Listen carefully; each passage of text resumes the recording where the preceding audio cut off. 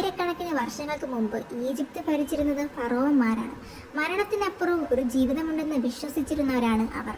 തന്നെ അടക്കം ചെയ്യേണ്ട പിരമിഡിന്റെ ജോലികൾ ഓരോ ഫറോവയും അധികാരത്തിലെത്തുമ്പോഴേ ആരംഭിക്കും. നൈൽ നദിയെപ്പോലെ, സൂര്യദേവനായ റവയെപ്പോലെ പരലോകവും ഫറോവന്മാർക്ക് പ്രധാനപ്പെട്ടതായിരുന്നു. അങ്ങനെയിരിക്കെ ഒരു ഫറോവ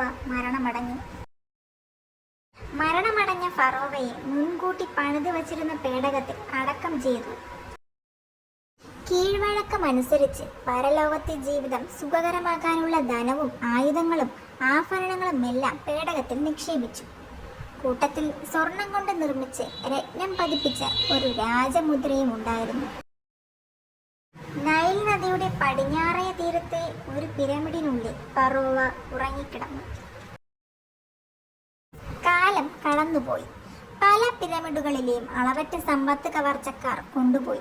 അങ്ങനെ ഒരിക്കൽ ഈ ഫറോവയുടെയും ശവകുടീരം തകർക്കപ്പെട്ടു. ഫറോവ ഉണർന്നു. പണം പണം എന്നാൽ ആ കൊള്ളസംഘത്തെ ദുരിതങ്ങൾ വേട്ടയാടി.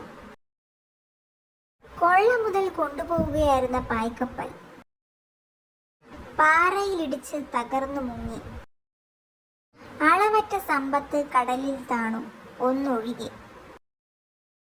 ആ രാജചിഹ്നം കയ്യിൽ വെച്ചവരെല്ലാം അപകടങ്ങൾ പിന്തുടർന്നു. പല കൈകൾ മാറി. ഒടുവിൽ അതെവിടെയോ നഷ്ടപ്പെട്ടു. അതോടെ ദുരന്തങ്ങൾ അവസാനിച്ചു. ഫറോവ ശാന്തനായി. നൂറ്റാണ്ടുകളോളം ആ രാജചിഹ്നത്തെക്കുറിച്ച് ആരും ഒന്നും കേട്ടില്ല. പല കാലങ്ങളിലൂടെ പല നാടുകളിലൂടെ കടന്നുപോയ രാജമുദ്ര ഇപ്പോൾ എവിടെയാണ്? വൈദ്യരേ, ആരിത്? സൂത്രനോ?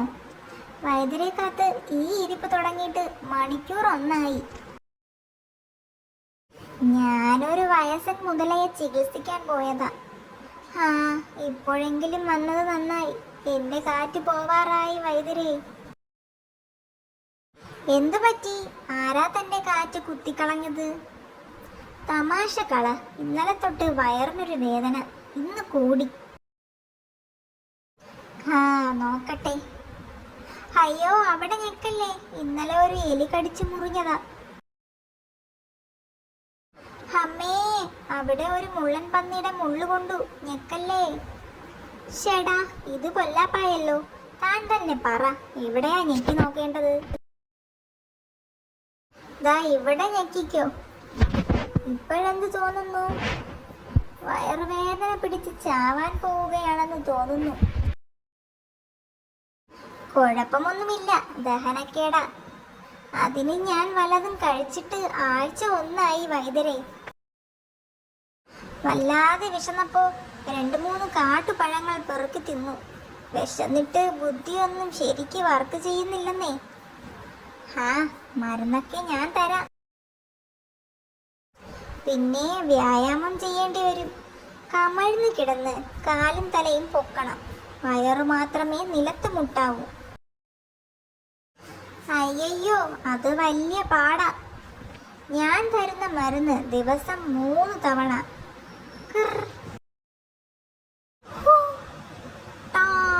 എന്റെ അമ്മേ, വൈദ്യരിക്കാറുള്ള കൊമ്പ ഒടിഞ്ഞത്. ഇതിനുള്ള മരുന്ന് കൂടി തന്നേക്കണേ. പിന്നെ തലമണ്ടയിൽ കല്ലും മരമൊക്കെ വീണ് എനിക്ക് നല്ല ശീലമായി. എന്നാലേ എനിക്കതത്ര ശീലമല്ല. താൻ മരുന്നും കൊണ്ട് സ്ഥലം വിട്. ഭാഗ്യത്തിനാ ഞാൻ രക്ഷപ്പെട്ടത്. വ്യായാമത്തിന്റെ കാര്യം മറക്കണ്ട. കമഴ്ന്ന് കിടന്ന് തല പൊക്കി കാലും പൊക്കി. ഇതിപ്പോ നട്ടലിന് വേറെ ചികിത്സ വേണ്ടി വരും. എന്താ സൂത്ര പൊടിമണ്ണിൽ കിടന്ന് ഉരുളുന്നത്? വ്യായാമമാണോ? വ്യായാമം. തലയും കാലും പൊക്കി വയറ് മാത്രം നിലത്തമർത്തി കിടക്കണമെന്ന് ഐഡിയ. എടോ, താൻ പോയി ഒരു കാട്ടുവള്ളി കൊണ്ടുവാ, വഴിയുണ്ട്. ആദ്യം താൻ എൻ്റെ കാല് രണ്ടും കൂട്ടിക്കെട്ട്, കൈ രണ്ടും പിന്നോക്കം വെച്ച് കെട്ടണം. ഇനി വള്ളിയുടെ മറ്റേ അറ്റം ക്ലീൻ. ചതിച്ചോ?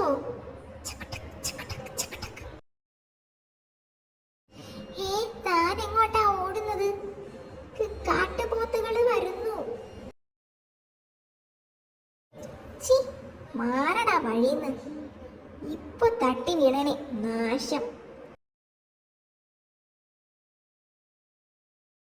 ആരെങ്കിലും എന്നെ ഒന്ന് രക്ഷിക്കണേ,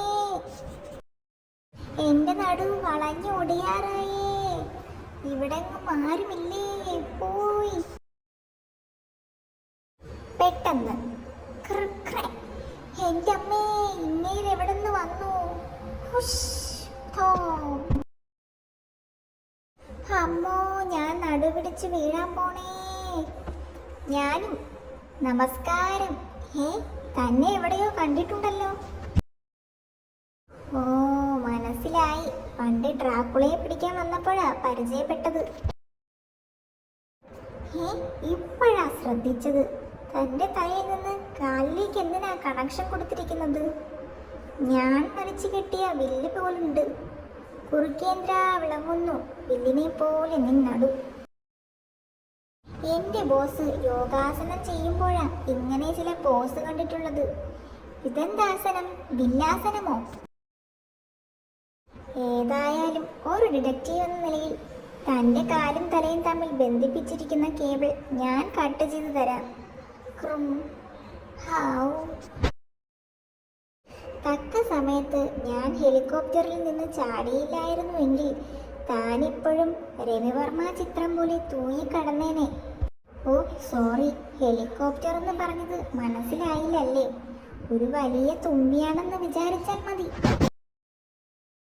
ഞാനും എൻ്റെ ബോസും കൂടി ഓടിച്ചിരുന്ന ഹെലികോപ്റ്ററിൽ ഒരു കുട്ടിച്ചാത്തൻ വന്നിടിച്ചു. ഞങ്ങൾ താഴേക്ക് ചാടി. തലയ്ക്കകത്ത് വായുവായതുകൊണ്ട് ബോസ് ഇങ്ങെത്തിയിട്ടില്ല എന്ന് മാത്രം. അത് ശരി, ഒന്നും മിണ്ടാതെ പോവുകയാണോ? നേന്ത്രപ്പഴം പോലെ പിന്നോട്ടൊരു വളവുണ്ടല്ലോ. അത് പതുക്കെ ശരിയായിക്കോളൂ. പോയി. കാട്ടുകുറുക്കനോട് ഡിറ്റക്റ്റീവ് കഥ പറഞ്ഞിട്ടെന്തിനാ? ബോസ് ഇങ്ങെത്തിയില്ലല്ലോ. വല്ല പുഴയിലും ചെന്ന് ചാടിയോ? നല്ല പൊരിച്ച കാട്ടുകോഴിയെ കാട്ടിലെങ്ങാനും കിട്ടുമോന്ന് ആ കുറുക്കച്ചാരോട് ചോദിക്കാമായിരുന്നു. അപ്പുറത്തെന്താ ഒരു അനക്കം? വഹാം കോൺ ഹേ? ഹമ്പടാ, ഹെലികോപ്റ്ററിൽ വന്നിടിച്ച കുട്ടിച്ചാത്തനല്ലേ അത്? അയ്യോ, അത് ഞാനല്ല. ഏടാ ഷെയ്ത്താനെ, പറ്റിക്കാൻ നോക്കണ്ട. നിന്റെ ഈ കളറ് ഞാൻ മാനത്ത് വെച്ചേ കണ്ടതാ.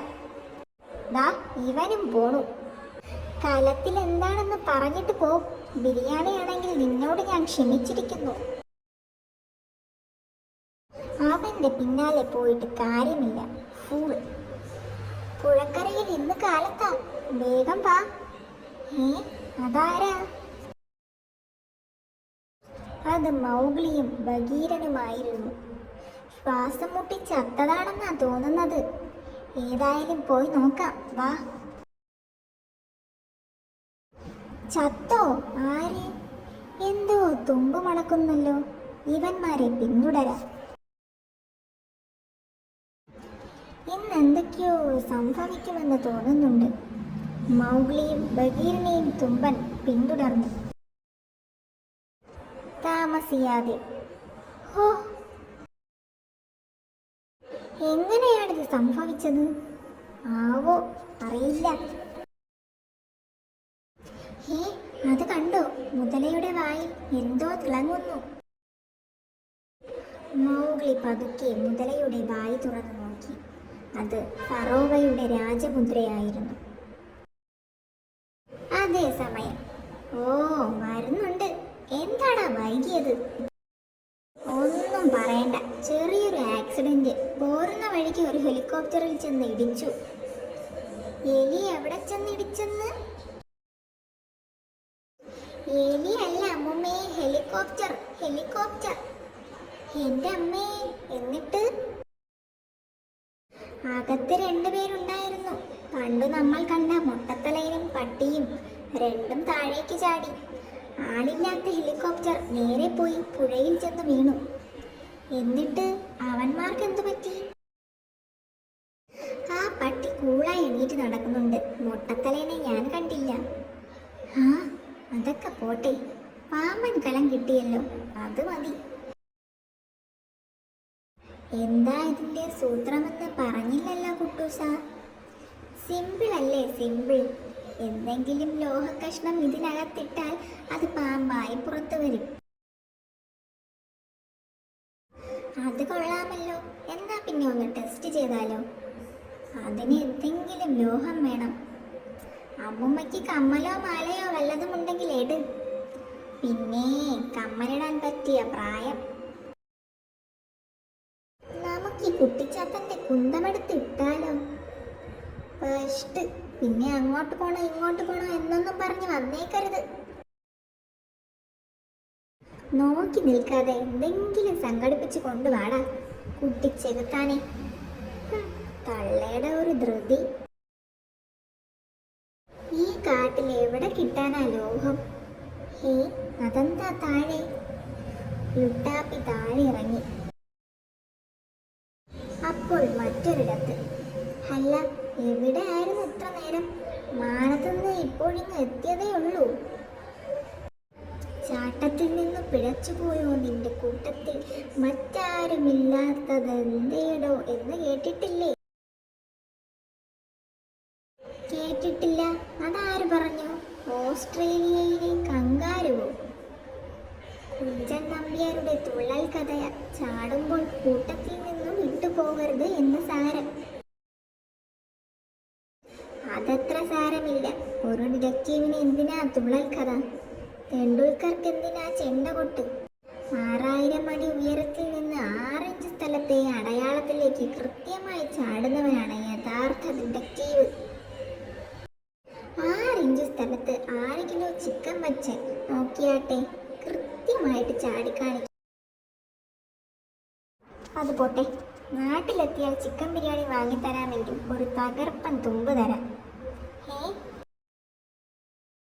4 നേരം വച്ച് ഒരാഴ്ച വാങ്ങിത്തരാം. എവിടെയാ തുമ്പ്?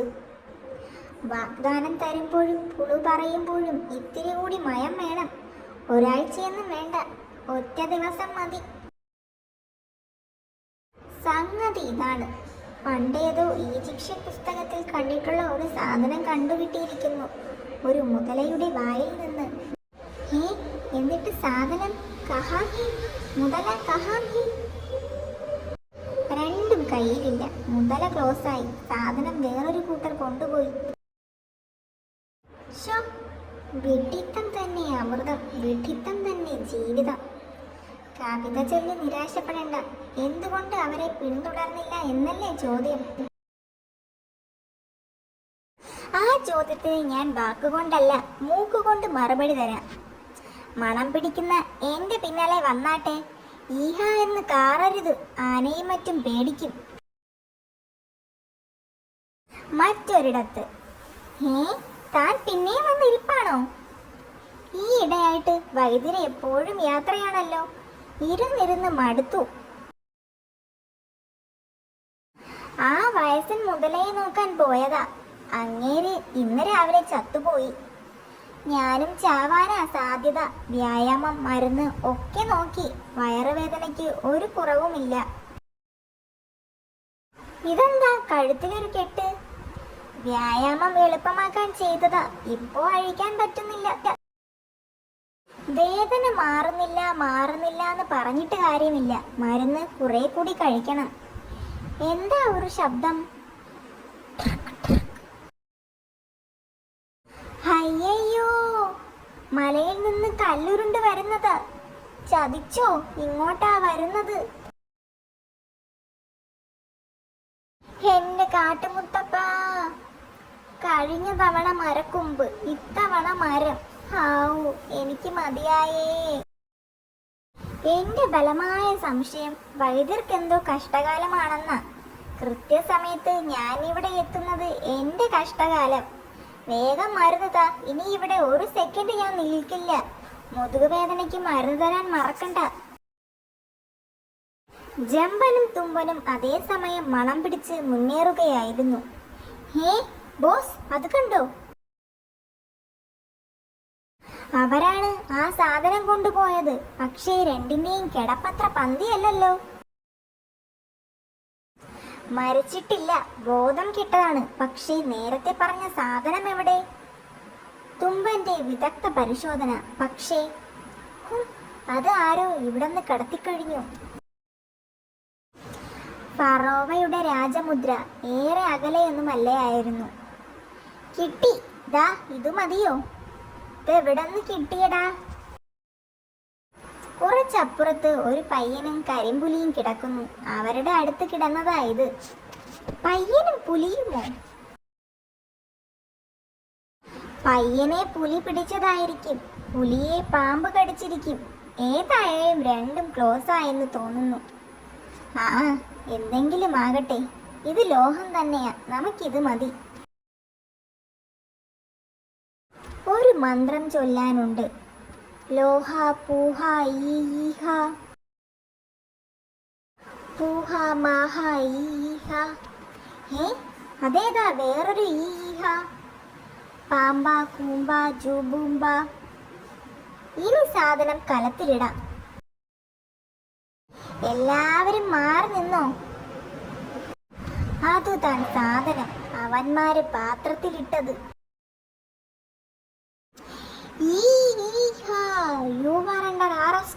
ഏട് പാത്രം, കോട് സാധനം. അയ്യോ, ഇവന്മാര് ഇവിടെ എത്തിയോ? മര്യാദയ്ക്ക് കലത്തിലിട്ട സാധനം എന്ന് തന്നാൽ നിങ്ങൾക്ക് വലിയ പരിക്കില്ലാതെ പോകാം. കലത്തിലിട്ട സാധനമാ ദാ പുറത്ത് വരുന്നത്. മൈ ഗോഡ്, സ്നേക്ക്, നാഗരാജാവ് അകത്തിരുന്ന് ഏറുകൊണ്ട് പുറത്തു ചാടിയതാവും. അവൻ പോട്ടെ, നമുക്ക് പാത്രത്തിനകത്തെ സാധനം മതി. ഇവന്മാര് വിചാരിച്ചത് പോലല്ല, മഹാമണ്ടന്മാരാ. ബോസ്, പാത്രം ശൂന്യം. ലോഹക്കഷ്ണം പോയിട്ട് ഒരു കപ്പക്കഷ്ണം പോലും ഇതിനകത്തില്ല. സത്യം പറ, സത്യം മാത്രമേ പറയാവൂ. സത്യമല്ലാതെ മറ്റൊന്നും പറയരുത്. സത്യം എന്തായാലും പറഞ്ഞിരിക്കണം. ഇതിനകത്തിട്ട സാധനം എവിടെ ഒളിപ്പിച്ചു? പറഞ്ഞില്ലേ, അകത്തിട്ട സാധനമാ പാമ്പായി പുറത്തു പോയത്. ഇത് മാന്ത്രിക കലമ, ലോഹത്തെ പാമ്പാക്കുന്ന കലം. മൈ ഗോഡ് തുമ്പ, എങ്കിലാ പാമ്പിനെ പിടി. ഹറിയപ്പ്. നടന്നത് തന്നെ. തുമ്പൻ പോയപ്പോൾ പാമ്പിനെ പിടിച്ചാൽ തിരിച്ച് പഴയ സാധനമാക്കി തന്നിരിക്കണം. ഇല്ലെങ്കിൽ ഹമ്പട വരട്ടുകയാണോ കുട്ടൂസ? എന്നാൽ ഇയാൾക്കൊരു സമ്മാനം കൊടു. മാരക ധീരക പറ പറ ഹ്രീം മന്ത്രം ചൊല്ലിയത്. യൂറി ഗാഗറിൻ ശൂന്യാകാശത്ത് പറക്കുന്നത് പോലെ ഞാനിതെങ്ങോട്ടായി പൊങ്ങി പോകുന്നത്? ആകാശത്തു നിന്ന് നിറയൊഴിക്കാൻ പ്രത്യേക പരിശീലനം വാഷിംഗ്ടണിൽ ചെന്ന് നേടിയവന് ഈ ജമ്പൻ. വെടിവെക്കാൻ വരട്ടെ. ഹലോ മായാവി, എന്താ ഈ വഴി? ഡിറ്റക്റ്റീവ് ജമ്പൻ ആകാശത്തും കുറ്റാന്വേഷണം തുടങ്ങിയോ? ജമ്പൻ മായാവിയോട് കാര്യങ്ങളെല്ലാം പറഞ്ഞു. തുമ്പൻ പറഞ്ഞു കേട്ടിടത്തോളം അതൊരു പുരാവസ്തുവായിരിക്കണം, വിലപിടിപ്പുള്ള ഒരു രാജമുദ്ര. ശരി, നമുക്ക് നോക്കാം. ആദ്യം താഴെ ഇറങ്ങാം. ഓം ശ്രീം. അമ്മുമ്മേ, ദേ മേലോട്ട് പോയവൻ താഴെ വരുന്നേ. അയ്യോ, മായാവിയുണ്ട്. ഓടിക്കോ, ഇനി രക്ഷയില്ല. അങ്ങനങ്ങ് രക്ഷപ്പെട്ടാലോ?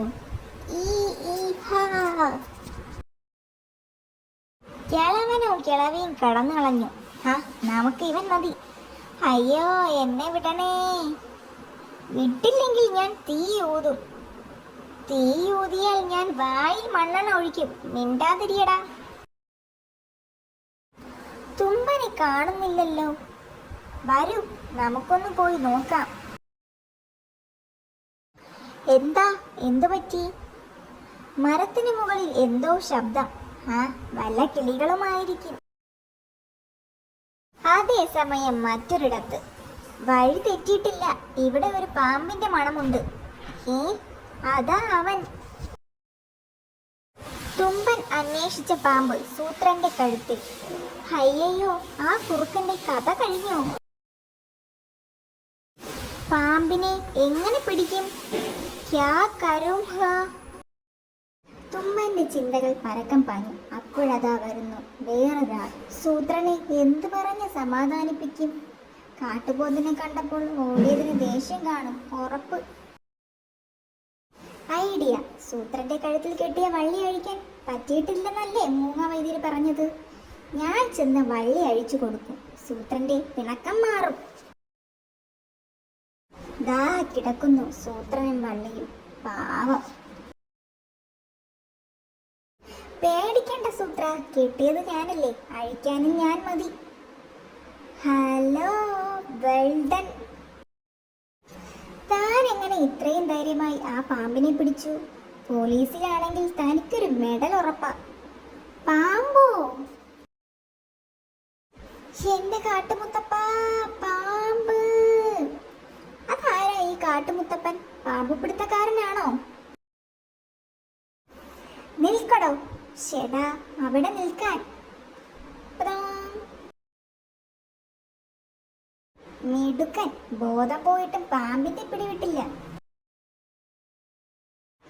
താങ്ക് യു ടൈഗർ ജി, ഇനി ഞാൻ ഏറ്റു. വെൽഡൺ തുമ്പ. പാമ്പിനെ കിട്ടിയല്ലോ. ഇനി കുട്ടിച്ചാത്തൻ പറ, ഇതിനെ പഴയ രൂപത്തിലാക്കുന്നത് എങ്ങനെ? അറിയില്ല. അറിയില്ലെന്നോ? സത്യമായിട്ടും അറിയില്ല. ആ മന്ത്രം കുട്ടൂസനെ അറിയാവൂ. കുഴഞ്ഞു. ആ കിളവനെ ഇനി എവിടെ പോയി തപ്പും? ദാ ഇവിടെ തന്നെ. മൗഗ്ലി, നിങ്ങൾ അന്വേഷിക്കുന്ന രണ്ടുപേരെ ഞങ്ങൾ പിടിച്ചു വെച്ചിട്ടുണ്ട്. ജമ്പൻ സാർ കണ്ടിട്ടില്ലല്ലേ? ഇത് മൗഗ്ലി. ഈ കാട്ടിൽ ചെന്നായ്ക്കളോടൊപ്പം വളരുന്നു. പണ്ട് ആമസോൺ കാടുകളിൽ ഇതുപോലൊരു മനുഷ്യക്കുട്ടിയെ കണ്ടതോർക്കുന്നു. ഇത് ബഗീരൻ. ഞങ്ങൾ നിങ്ങളെ പിന്തുടരുന്നുണ്ടായിരുന്നു. അതുകൊണ്ടാണ് അവരെ പിടിക്കാനായത്. ഓ, അപ്പോൾ മരത്തിന് മുകളിൽ ഞാൻ കേട്ട ശബ്ദം ഇവരുടേതായിരുന്നു. വാ, കുട്ടൂസനെ കാണിച്ചു തരാം. വൈകാതെ. അയ്യോ, വെടിവെക്കല്ലേ, പാമ്പിനെ രൂപം മാറ്റി തരാം. അങ്ങനെ വഴിക്ക് വാ. അപ്പോൾ മൊട്ടത്തലക്കകത്ത് ബുദ്ധിയുണ്ട്. ലോഹ ലൗട്ട ഈഹാ, പാമ്പ കുംഭ ലൗട്ട ഹാ. ഇനി പാമ്പിനെ കലത്തിലിടണം.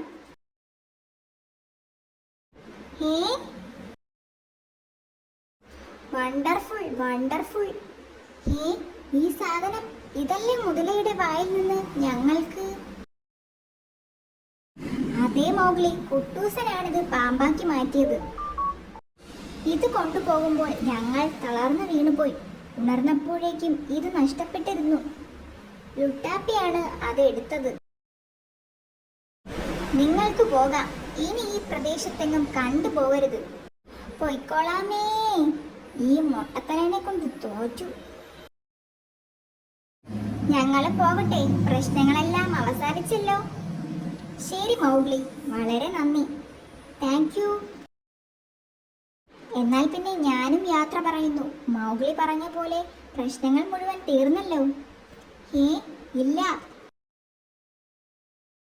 എന്താണ് ആലോചിക്കുന്നത്? ഇല്ല മായാവി, പ്രശ്നങ്ങൾ തീർന്നിട്ടില്ല, തുടങ്ങിയിട്ടേ ഉള്ളൂ. എന്നുവെച്ചാൽ ഈജിപ്തിന്റെ ചരിത്രം പണ്ട് കാര്യമായി പഠിച്ചത് ഇപ്പോൾ ഉപകാരപ്പെടുന്നു. വിശദമായി പറയാം. ഈജിപ്ത് ഭരിച്ചിരുന്ന ഏതോ ഫറോവയുടെ രാജമുദ്രയാണ് ഇത്.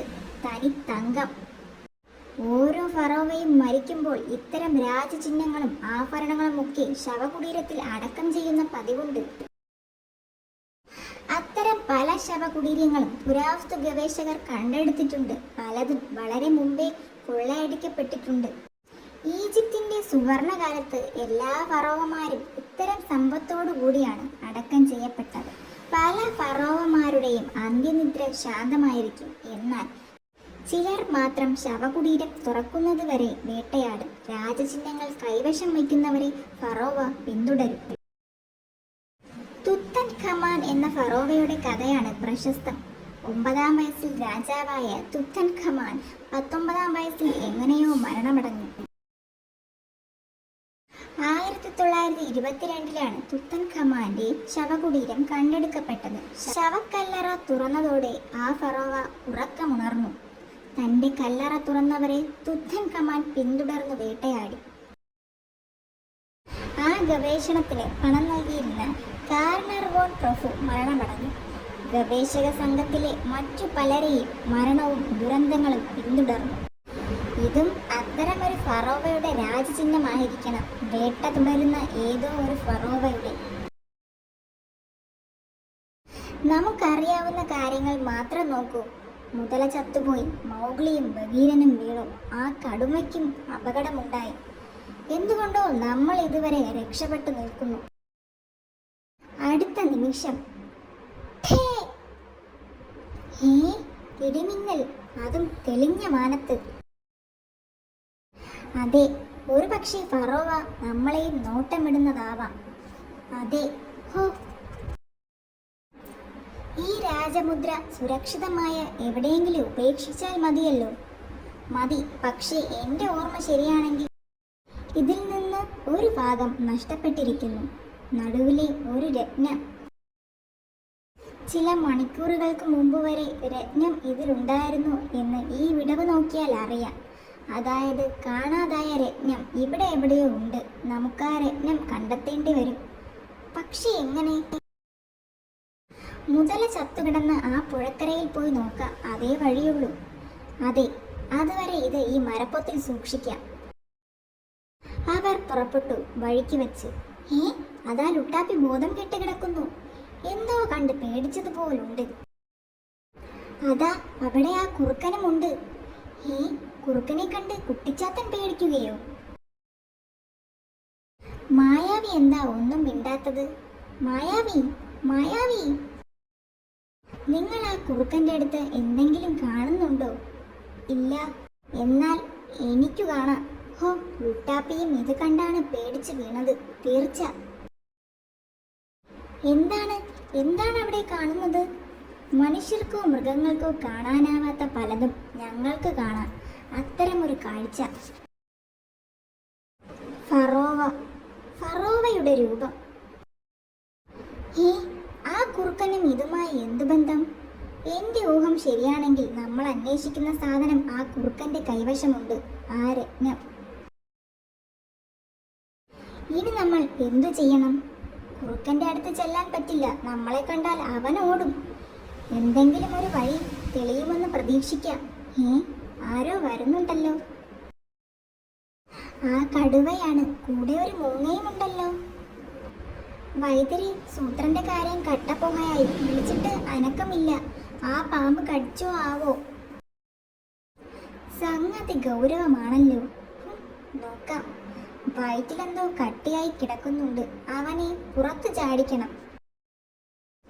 ഈ മരുന്ന് കൊടുത്താൽ സംഗതി ശരിയാവും.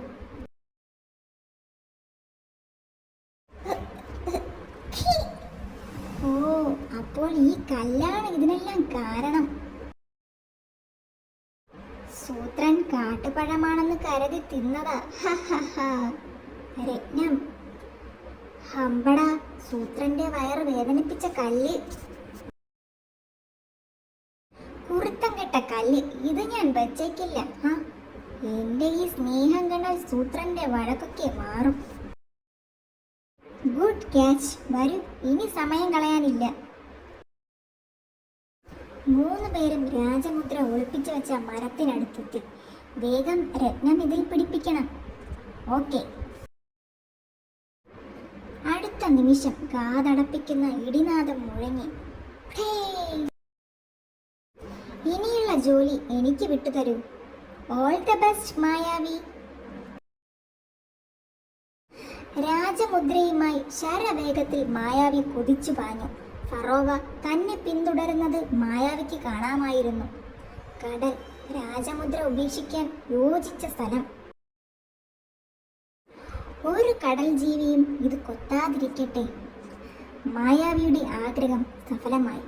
സമുദ്രത്തിന്റെ അടിത്തട്ടിൽ ഒരു കൊച്ചു മീൻ പോലും ശ്രദ്ധിക്കാതെ ആ രാജമുദ്ര കിടന്നു. അതോടെ ഫറോവ ശാന്തനായി ഉറങ്ങാൻ തുടങ്ങി. ബാക്കിയുള്ള കഥ ചുരുക്കി പറയാം. ഹെലികോപ്റ്റർ നഷ്ടപ്പെട്ട ജമ്പനെയും തുമ്പനെയും മായാവി തോളിലേറ്റി നാട്ടിലെത്തിച്ചു. ബോധം കെട്ടുകിടന്ന ലുട്ടാപ്പിയെ കുട്ടൂസൻ എപ്പോഴോ തിരിച്ചു വന്ന് എടുത്തുകൊണ്ടുപോയി. വിഴുങ്ങിയ രത്നം പുറത്തു വന്നതോടെ വിശപ്പും തിരിച്ചു വന്ന സൂത്രൻ ഷേരുവിനോടൊപ്പം പുതിയ സൂത്രവിദ്യകൾ ആലോചിച്ചു തുടങ്ങി.